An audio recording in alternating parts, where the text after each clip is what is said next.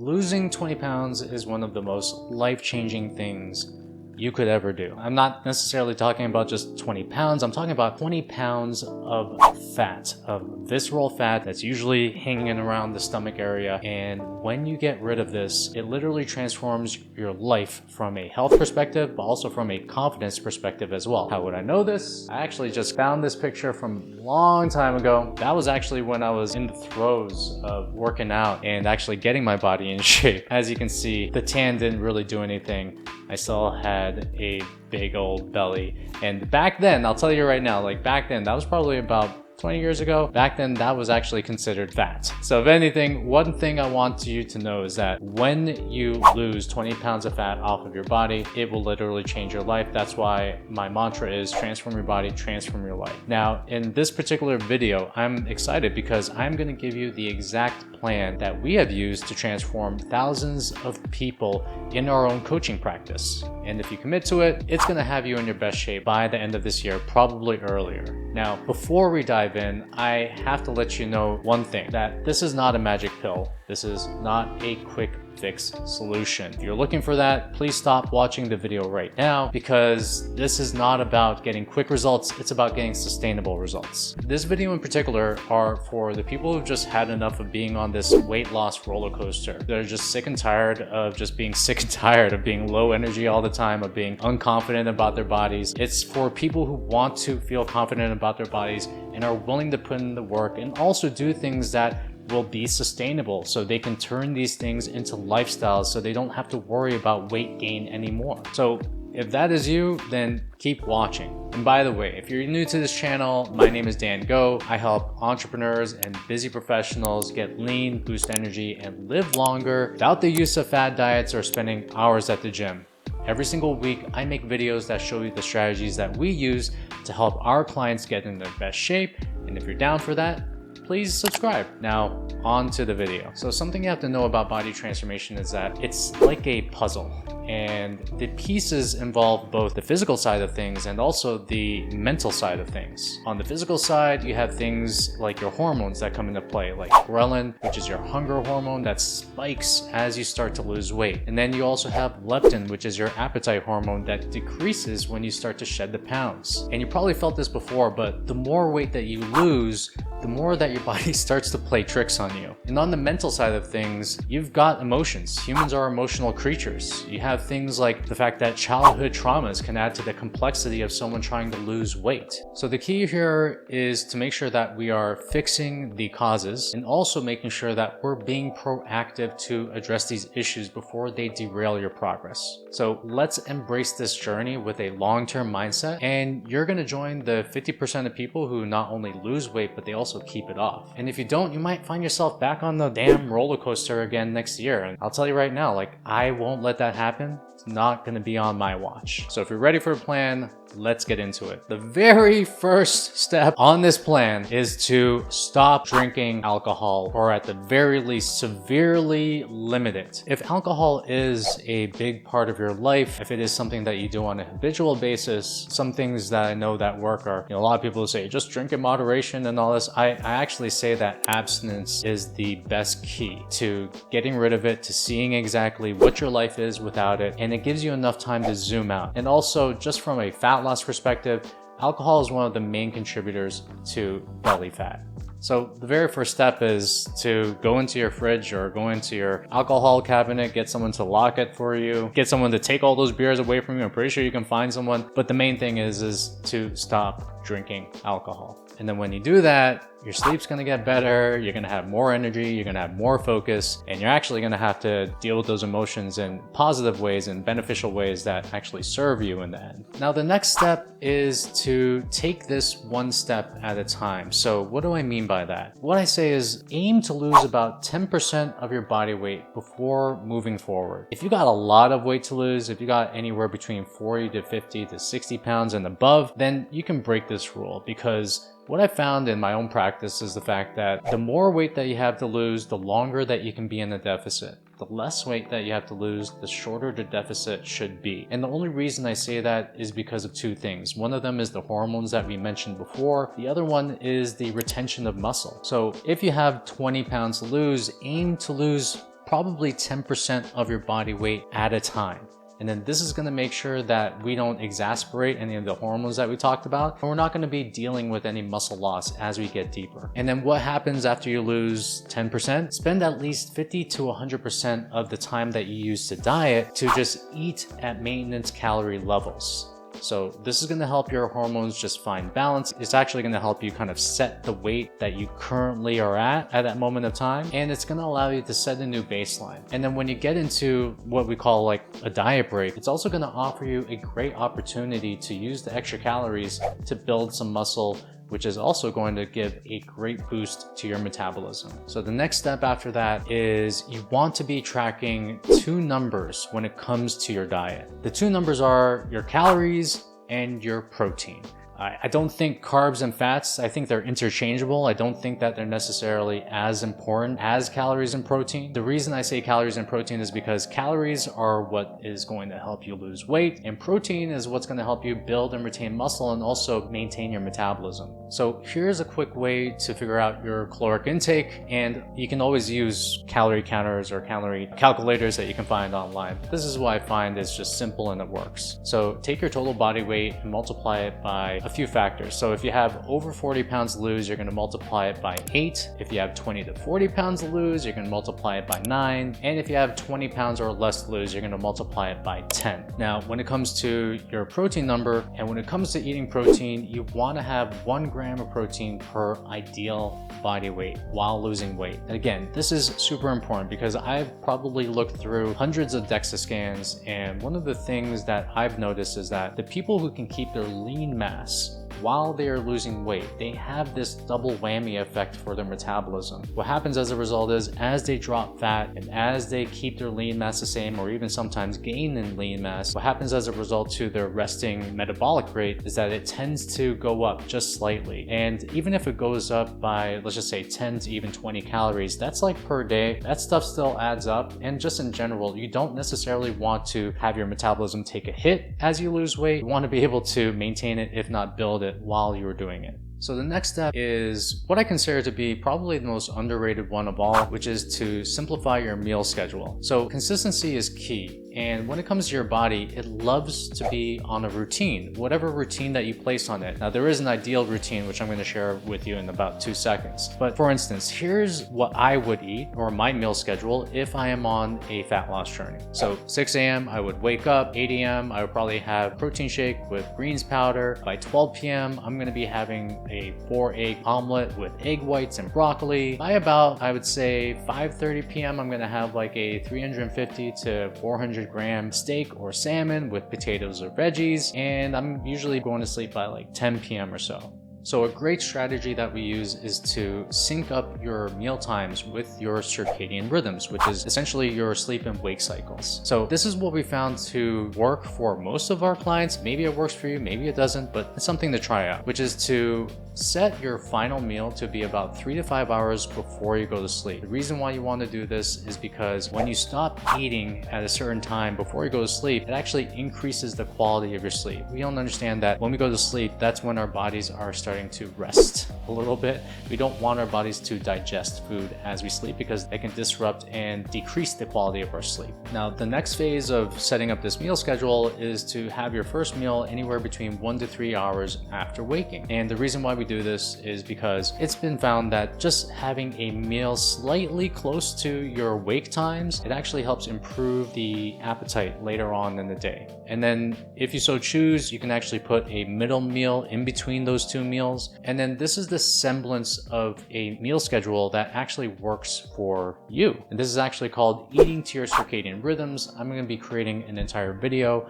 based on how exactly to do that. Now let's get into the workouts right now, because the workouts are important. Now the diet obviously is going to be the most important, but your workouts are definitely going to be at the top of the list. Everybody says it's like 90% diet and 10% workouts. I think it's like 60-40, to be honest. I think it's 60% diet, 40% workouts for a number of reasons. So for the workouts, what you want to do is you want to aim for 3 to 4 strength training sessions using progressive overload. That means just adding more reps or more volume or more weight to the weights that you're using. And in general, you want to build your workouts around these movements, which are the squat, the deadlift, lunges, bench press, horizontal rows, pull-ups, hip thrusts, carries. If you just compiled all of your workouts around those particular exercises or even movements, don't even think of them as exercises, think of them as movements, then you're pretty much hitting all the marks that you need to hit for a great full body workout. And also for a lot of people who are just way too busy to work out or find that they're too busy to work out, here's a couple of tips. So number one is to schedule your workouts inside of your calendar. You want to mark it in red. You want to treat it as if it is a flight that you can't miss. And the next thing is also keep in mind that you don't need an hour to get a workout in. 30 minutes, I find, is enough time. And the way to do this is to incorporate something that we call strength circuits into your routine. This is where you pair up anywhere between 2 to 3 non-competing exercises together. You do a couple of sets of these without any rest, and this allows you to both build and maintain muscle, but also do so if you are very time constrained. So let me give you an example. An example of a strength circuit would be pairing up, say, a goblet squat with a push-up. You would do 10 goblet squats, and then right afterwards you would do 10 push-ups. You would wait for about maybe 1 to 2 minutes in terms of a rest, and then you would do it again for maybe, let's just say, 3 sets. The reason why this works is because the push-ups don't necessarily compete with the squats in terms of the muscles that you're using. And you can literally create an entire workout that takes 30 minutes, even less than that. This is essentially the foundation of what we use with our clients, and it's also the foundation of what we do in our Lean Body 90 protocol. This is the course that we have. This is essentially what I find the best workout for people who are extremely busy. And the best thing about it is that you get a great workout in half the time. So you can use that time for whatever you want. Spend time with your family, go do business, whatever it is, but it's just a great way of just being efficient with your time. Now, the next step after that is to get moving. So instead of trying to hit the pavement and do cardio like I usually see when the weather gets warm, everybody's like starting to run. And I'm just assuming usually the reason why they do that is because they want to lose weight. And I think that's probably one of the worst ways to lose weight, which is to do it through extensive cardio. I actually love cardio. Don't label me as like a cardio hater, but I think intent matters whenever you're doing exercise. Cardio is great for the lungs, for your mood, for your energy, but it's just absolutely shitty when it comes to losing weight. And also, if you actually lose weight primarily with cardio, what happens as a result? If you're like running 5K, you've dropped like 15 pounds off of your body, well, guess what? You have to maintain that amount of volume when it comes to the exercise that you're getting, to the cardio that you're getting. And for people who just do it for the intent of just losing weight, it's not necessarily going to be a sustainable thing. So this is why we recommend walking. Walking is the most underrated exercise on the planet. Number one, it helps with recovery. It helps you recover faster. It helps induce blood flow, helps increase synovial fluid to your joints. It's great for your energy levels. It is incredible at elevating your mood. It helps you burn more calories. And again, if you do this outside, it's one of the best ways to decrease stress and also increase creativity. Now, you may find that getting outside and going for a walk may be a little bit of a problem for some people, especially if you just like keep on working, you're like forget about even walking, and 4 p.m. happens and you're like, oh my god, I've only had like 2,000 steps. I've been there before. One of the best ways to get around this I found is to invest in a treadmill desk to get those extra steps in. I have essentially turned all of the meetings I have, all of the times that I watch videos or even listen to podcasts, and I just do it on the treadmill. And this is one of the best ways to kill 2 birds with 1 stone. So if you're having meetings while you're walking, it actually increases your cognitive function, it improves it, so you're able to be more sharper when you're doing it, and also just in general, it's like you get all the benefits above without even thinking about it. It's one of the easiest ways to get those steps in. And I did a previous video based on the treadmill desk that I use. I'm going to link it below. I think it's like one of the best things to do, especially if you have a desk job. Now, after that, what we have to do is we have to fix what we call the lead domino, which is your sleeping habits. So number one, it's going to bed and waking up at similar times. It is making sure that you have at least a semblance of a routine when it comes to getting to sleep. The other thing is also setting up your environment to make sure that it works for you. This is like sleeping in a cold room. If you sleep with a partner, if you sleep somewhere close to someone else and you guys are sharing covers, I highly recommend to have separate covers because this allows allows you to just get over the whole battle between like who gets more covers and who doesn't. And something that I just noticed with people and people who are just partnered up is that some person always runs hot whenever they sleep and some person always runs cold. This is the reason for getting separate blankets, because probably you don't have like the same temperature preferences as the other person. And a lot of times people say, oh, what if I want to, get some or whatever. I'm just like, open up the covers and give them like a little nudge, give them a little signal and let them know. Alright? And when it comes to sleep, I did an entire video on how to optimize your sleep. I'm going to link it down below, and I'm also going to link it at the end of this video, just because it's one of the most important things that you can do. If you get your sleep right, then it makes all the other things I'm talking about so much easier. Now, on the mental side of things, what we want to do is we want to stop eating our emotions. Stress eating, boredom eating, these are just symptoms of a bigger problem. And one of the ways that you want to get around this, especially if you are looking to lose weight and to get yourself leaner, because I do find that this is very much a mental process. You want to get a journal out, and you actually want to journal your progress as it is happening, and also journal out the obstacles as they are happening to you. The key thing that you have to understand is that there is no change without awareness. If you don't have awareness around the reasons why you do the things that you do, you're not going to change. And part of transforming your body, part of losing weight, is to change who you are. It's to respond to situations in a different way. And again, you're not necessarily going to remember all the times that you did this without having some sort of log to even do this. As for me, I journal every single day. This is not something that I just use for my body. I use it for my business. I use it to get better on these YouTube videos. Journaling, I think, is one of the most important habits that anyone can have in their life. And the reason I say that is I used journaling a lot when I was getting off of alcohol. So I did an entire video where I got off alcohol for a full year, and one of the things that kept me going was my ability to journal the things that were going on. So I'm spending a good amount of time on here for good reason, because I do feel that this is one of these things that if you really put enough consistency and effort into, it is going to change your life.